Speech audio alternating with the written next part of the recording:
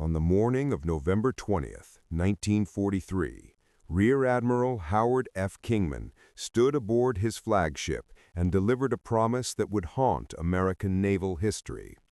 His declaration to the assault troops was unequivocal. "Gentlemen, we will not neutralize Betio. We will not destroy it. We will obliterate it." It was the kind of confidence born from raw firepower. 3 battleships, 4 heavy cruisers, and 22 destroyers assembled in the waters off Tarawa atoll, their guns trained on a coral speck barely 2 miles long and 800 yards wide. The island of Betio was about to receive 3,000 tons of high-explosive shells in under 3 hours, the heaviest pre-invasion bombardment the Pacific War had seen. The math seemed simple. Naval gunfire would pulverize the Japanese defenses. Carrier aircraft would finish whatever the shells missed. Then the 2nd Marine Division would walk ashore and raise the flag. Admiral Kingman wasn't alone in his certainty. Rear Admiral Richmond Kelly Turner, commander of the 5th Amphibious Corps, had written to his subordinates, emphasizing that the scheduled advance bombing and bombardment must be relied on to break down strong resistance if the operation was to succeed in getting a secure beachhead. The planners believed that nothing could survive the storm of steel about to descend on Betio. At 0542 hours, the bombardment began in earnest. The horizon lit up with muzzle flashes. Shells screamed overhead and detonated across the narrow island in rolling eruptions of sand, coral dust, and splintered palm trees. For nearly 3 hours the barrage continued without pause. Observers aboard the command ships watched columns of smoke rise thousands of feet into the tropical sky. It looked like the end of the world. It looked like victory. But beneath that smoke, inside bunkers built from coconut logs and reinforced concrete, the Japanese 3rd Special Base Force was very much alive. Rear Admiral Keiji Shibasaki had spent months fortifying Betio into what he called "a million men cannot take it in 100 years." His engineers had constructed over 500 pillboxes and bunkers, many dug deep into the coral and roofed with multiple layers of coconut logs, wood so dense and shock-absorbent that even direct hits from battleship shells often failed to penetrate. Steel beams salvaged from sunken freighters reinforced key positions. Sand and coral were piled on top, then overgrown with vegetation for concealment. The American shells were devastating in open terrain, but against hardened defensive works they proved shockingly inadequate. The Navy had used high-explosive rounds designed to burst on impact, not armor-piercing shells that could punch through reinforced roofs before detonating. Most of the ordnance detonated on the surface, cratering the island and shredding anything exposed, but doing little real damage to the fortified positions where Japanese gunners waited. Approximately 40% of the defenders were killed during the bombardment, but the survivors and their weapons remained intact and operational. Then, at 0610 hours, the naval gunfire lifted to allow carrier-based aircraft to make their attack runs. The plan called for a seamless transition. Ships stop firing, planes strike, ships resume. But the aircraft were late. For critical minutes, Betio sat silent under the smoke. Japanese troops emerged from their shelters, cleared debris from firing ports, and retrained machine guns and artillery pieces on the lagoon. When the destroyers USS Dashiell and USS Ringgold, the only ships operating inside the lagoon to provide close fire support, were ordered to cease fire, their crews could see Japanese gunners moving into position along the shore. Some historians believe that an extra half-hour of direct fire from those destroyers would have saved hundreds of Marine lives. At 900 hours, H hour, the first wave of Marines began their run toward the beaches. The bombardment had lifted. The silence that followed was not broken by American cheers. but by the sharp crack of Japanese artillery and the staccato hammering of machine guns. The commanders aboard the ships realized with creeping dread that Betio had not been obliterated at all. The first indication that something was catastrophically wrong came when the lead LCVPs, landing craft vehicle personnel, the ubiquitous Higgins boats, began grinding to a halt roughly 500 yards offshore. The coxswains throttled up, engines roaring, but the boats wouldn't move. They had hit the coral reef. Marine Corps planners had known about the reef. Intelligence photographs showed it clearly, a submerged barrier ringing Betio's lagoon at a distance of 500 to 800 yards from the beach. The question was never whether the reef existed. It was whether there would be enough water over it to float the Higgins boats. The LCVP had a draft of 4 feet when loaded with troops and equipment. Planners had calculated that the rising tide on the morning of November 20th would provide at least 5 feet of depth over the reef, leaving a comfortable margin. But the ocean didn't cooperate. November 20th, 1943, fell on a neap tide, a phenomenon where the gravitational pull of the moon and sun partially cancel each other out, resulting in an unusually weak tidal range. Instead of the predicted 5-foot depth, the water over the reef averaged just 3 feet. In some areas, it was even shallower. The phrase used by witnesses was chilling in its simplicity. The ocean just sat there. A New Zealand Army liaison officer named Major Frank Holland had spent 15 years in the Gilbert Islands. He knew Tarawa's tides intimately. Holland had warned American planners that the neap tide would limit water depth to 3 feet at most. His prediction was dismissed or downplayed. Colonel David Shoup, commanding the assault battalions, had hedged his bets, warning his Marines there was a 50-50 chance they would need to wade ashore. But the attack was not delayed to wait for more favorable spring tides. The schedule demanded action. Thousands of men were already aboard ships. The bombardment had been fired, and the Imperial Japanese Navy was regrouping. The invasion would proceed. Now, as the Higgins boats ground against the coral reef, Major Holland's dire predictions proved accurate. No LCVP would cross the reef throughout D-Day. The coxswains looked back at their cargo of Marines, men weighed down with rifles, ammunition, grenades, entrenching tools, and rations, and delivered the order no infantryman wants to hear: over the side. What followed was a nightmare that defied the most pessimistic pre-battle assessments. Marines clambered over the sides of the stalled boats and dropped into chest-deep water, sometimes deeper. The reef was uneven, studded with coral heads and sudden drop-offs. Men carrying 80 pounds of gear struggled to keep their footing on the slick, jagged surface. Rifles held overhead to keep them dry. They began the long wade toward the beach, 500 yards away. The Japanese had pre-sighted every inch of that lagoon. Their machine gunners had spent weeks calculating ranges and establishing interlocking fields of fire. Now, as hundreds of Marines waded slowly through the crystalline water, the gunners opened up. Tracer rounds stitched across the surface. The sound was described as a metallic whine, punctuated by the wet smack of bullets hitting flesh. Men fell and didn't rise. Bodies floated face down, drifting with the current. The water turned pink, then red in patches. There was no cover, no concealment. The Marines were silhouetted against the bright water, moving targets in a shooting gallery. Some men tried to crouch lower, submerging themselves to the neck, but that only slowed their progress and made them easier targets. Others broke into a stumbling run, churning through the water, only to trip on coral and go under.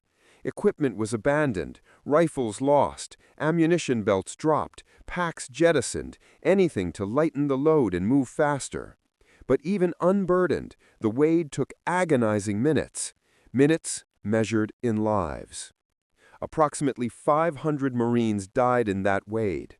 They drowned after being wounded.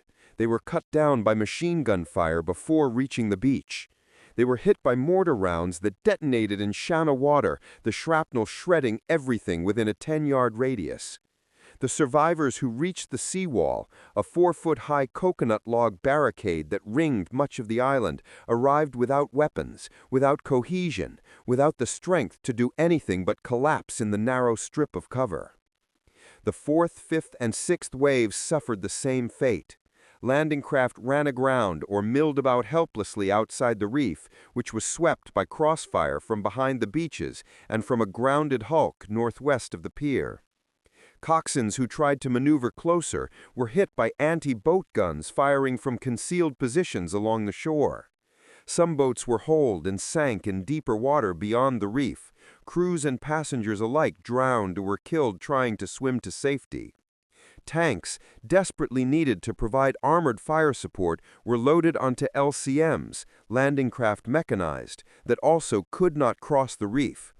Those that were offloaded into the lagoon either sank in unexpected deep spots or were knocked out by Japanese anti-tank guns firing from the perimeter defenses. The battalion commander of the tank unit was blown out of his vehicle, wounded, and survived for 24 hours by clinging to a pile of dead bodies to avoid drowning. By mid-morning, the assault had ground to a halt. The invasion's vital forward thrust had disappeared. Hundreds of Marines were pinned down at the water's edge, unable to advance against the interlocking fire from pillboxes and bunkers that the naval bombardment had failed to destroy. The reef, a natural feature the planners had known about but fatally underestimated, had become a killing field. The only reason the assault didn't collapse entirely was a fleet of ungainly, flat-bottomed vehicles that looked more like bathtubs with treads than serious military hardware. They were called LVTs, landing vehicles tracked. The Marines called them Alligators. And on November 20th, 1943, they were the only thing standing between total disaster and a toehold on Betio. The LVT-1, officially designated the Landing Vehicle Tracked, was never intended to be an assault vehicle. It was designed in the late 1930s by a civilian engineer named Donald Roebling as a rescue vehicle for the Florida Everglades, a boat with tracks instead of propellers, capable of crawling through swamps and over mudflats. The Marine Corps, recognizing its potential for ship-to-shore logistics, ordered a militarized version in 1941. The result was a boxy, open-topped vehicle measuring 21 feet long and just under 10 feet wide, powered by a Hercules 6-cylinder gasoline engine producing 146 horsepower. On land, the LVT-1 could manage 12 miles per hour. In water, it crawled at just over 6 miles per hour, driven by the rotation of its tracks. Armor was minimal, between 6 and 9 millimeters of steel plate, enough to stop rifle bullets, but not much else. Armament consisted of two .30 caliber or .50 caliber machine guns on pintle mounts, with optional thin shields that provided the gunners almost no real protection. The vehicle could carry 24 troops in addition to its 3-man crew, though in practice the cargo hold was often filled with ammunition, water, and supplies. The LVTs had been used at Guadalcanal for logistic support, ferrying supplies from ship to shore across shallow reefs and muddy beaches. They had never been tested as first-wave assault vehicles under fire. But Colonel David Shoup, planning the Tarawa assault, understood their value. During the planning phase, he made the need blunt and unambiguous. Without LVTs, there is no operation. He requested as many as could be scraped together. The Navy found 125 LVT-1s. On the morning of November 20th, 75 of those LVTs carried the first 3 waves of assault troops. Unlike the Higgins boats, the Alligators didn't stop at the reef. Their tracks bit into the coral, and they crawled over it. The ride was rough. Vehicles lurched and pitched as they climbed the uneven surface, but they kept moving. In water too shallow for boats but too deep for men, the LVTs were the only platforms that could bridge the gap. They crossed the 500 yards of lagoon that had become a graveyard for the Marines in Higgins boats. Japanese machine gunners fired at them, but the LVT's low silhouette and armor, thin as it was, deflected small arms fire. Rounds pinged off the hull. Some vehicles took hits in the engine compartment and began trailing smoke, but most kept going. When they reached the beach, the LVTs didn't stop. They drove right up to the seawall, dropped their ramps, and disgorged troops directly into cover. The contrast was stark and brutal. The LVTs delivered men to the seawall with their weapons, their ammunition, and their lives. The Higgins boats delivered corpses to the lagoon. Colonel Shoup's gamble had paid off, but barely. By the end of D-Day, only 35 of the original 125 LVTs remained operational. The rest had been knocked out by Japanese gunfire, had thrown tracks on the coral, or had sunk after taking water through bullet holes in the hull. Even with catastrophic attrition, the surviving LVTs proved indispensable. Shoup had hoped to establish a transfer line at the reef's edge. LVTs would shuttle between the beach and the stalled Higgins boats, ferrying troops and supplies across the coral barrier. It rarely worked as planned. The LVTs were under constant fire. The reef became littered with wrecked vehicles and bodies. But the Alligators kept moving, trip after trip, bringing reinforcements forward and evacuating the wounded back to the transports. The Marines who rode them developed a grim appreciation for the ungainly machines. An LVT might be slow, noisy, and thinly armored, but it could do what nothing else in the American inventory could do: cross a coral reef under fire and deliver troops to a hostile beach. That capability, demonstrated at terrible cost on Tarawa, would reshape the entire trajectory of amphibious warfare in the Pacific. The LVT's success was noted immediately by senior commanders. Admiral Richmond Kelly Turner, despite the catastrophic losses, recognized that the vehicle had performed a role no one had fully anticipated. Without the Alligators, the assault would have failed outright. With them, the Marines gained a toehold. A sliver of beach barely 50 yards deep, littered with wrecked equipment and dead men, but a toehold nonetheless. Securing that toehold and expanding it into a defensible beachhead required 76 hours of the most savage close-quarters fighting the Marine Corps had yet experienced. The Japanese bunkers that had survived the naval bombardment became individual fortresses, each requiring methodical reduction by flamethrowers, satchel charges, and point-blank tank fire. The fighting was measured in yards. Advances were counted in bunkers destroyed, not miles gained. The Marines who made it ashore, many unarmed, all exhausted from the wade or the chaos of the landing, reorganized in the narrow strip of cover behind the seawall. Colonel Shoup established his command post in a Japanese bunker barely 20 yards from the waterline, directing the battle while wounded, his legs covered in blood from shrapnel wounds. On the morning of November 21st, he transmitted one of the war's most brutally concise situation reports. Casualties, many. Percentage of dead, not known. Combat efficiency, we are winning. The battle became a grinding, inch-by-inch assault on fortified positions that refused to yield. Japanese defenders fought from interconnected bunkers with overlapping fields of fire. Coconut log roofs absorbed grenades. Machine gun ports were designed with limited angles, forcing attackers to expose themselves to kill the gunners inside. Marines learned to approach each bunker with a coordinated team: riflemen providing suppressive fire, a Marine with a flamethrower advancing to the firing port, and demolition men ready with satchel charges to collapse the structure.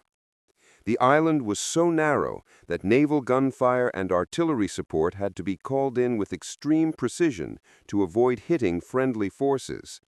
Tanks that made it ashore were used as mobile pillboxes, their 37mm guns blasting bunker apertures at close range. The heat was oppressive, fresh water was scarce, the smell of death, coral dust, burnt flesh, and saltwater decay became inescapable. By the evening of November 22nd, the Japanese defenses had finally been fractured. Organized resistance collapsed into isolated pockets. On the morning of November 23rd, at 13:30 hours, Betio was declared secure. Of the 4,500 Japanese defenders, only 17 survived to be taken prisoner. The rest fought to the death. The cost to the 2nd Marine Division was staggering. Of the roughly 12,000 Marines committed to the assault, 3,166 became casualties. That figure included 1,009 Marines and sailors confirmed killed in action, 88 missing and presumed dead, and 2,292 wounded. Nearly all of these casualties occurred in the 76 hours between H hour on November 20th and the securing of the island on November 23rd. Tarawa became a public relations disaster for the U.S. military. Newspaper headlines screamed about the 1,000 dead for a tiny island that most Americans couldn't find on a map. Families received telegrams and demanded answers. Admiral Chester Nimitz was inundated with angry letters asking why so many had died for 2 miles of coral and sand. General Holland Smith, who toured the beaches after the battle, compared the losses to Pickett's charge at Gettysburg, an attack that should never have been ordered. But within the military planning apparatus, Tarawa was dissected with clinical precision. The after-action reports were unflinching. The failures were cataloged: miscalculation of the tide, inadequate naval bombardment with the wrong type of shells, insufficient LVTs, poor coordination between air and naval gunfire. The Reef disaster in particular was analyzed in exhaustive detail. The conclusion was inescapable. Conventional landing craft were obsolete for contested amphibious assaults across coral reefs. The solution was already proven in blood, the LVT. Production was ramped up immediately. For the subsequent invasion of the Marshall Islands in early 1944, the Navy deployed hundreds of improved LVT-2s and LVT-4s, featuring better armor, more powerful engines, and rear ramp exits that allowed faster troop debarkation. The naval bombardment was extended from hours to weeks and included armor-piercing shells specifically designed to penetrate fortified bunkers. By the time the Marines assaulted Saipan, Tinian, and Iwo Jima, the LVT had become the standard assault platform. Nearly 8,500 LVT-4s alone were produced by the end of the war. Gun-armed variants like the LVT-A-1 and LVT-A-4, mounting 37mm and 75mm howitzers respectively, provided direct fire support from the water's edge. The Alligator and its descendants became synonymous with American amphibious power in the Pacific. The lesson of Tarawa was written in the blood of 1,000 Marines who waded through a lagoon that should have been crossed by vehicles designed for the task. That lesson, bought at a price no one wanted to pay, saved thousands of lives in the battles that followed. The coral reef off Betio was not harmless. It was a fatal obstacle that exposed the gap between pre-war amphibious doctrine and the brutal reality of assaulting fortified islands. The LVT filled that gap. The men who died proving it deserved better, but their sacrifice ensured that future assaults would not repeat the same mistakes.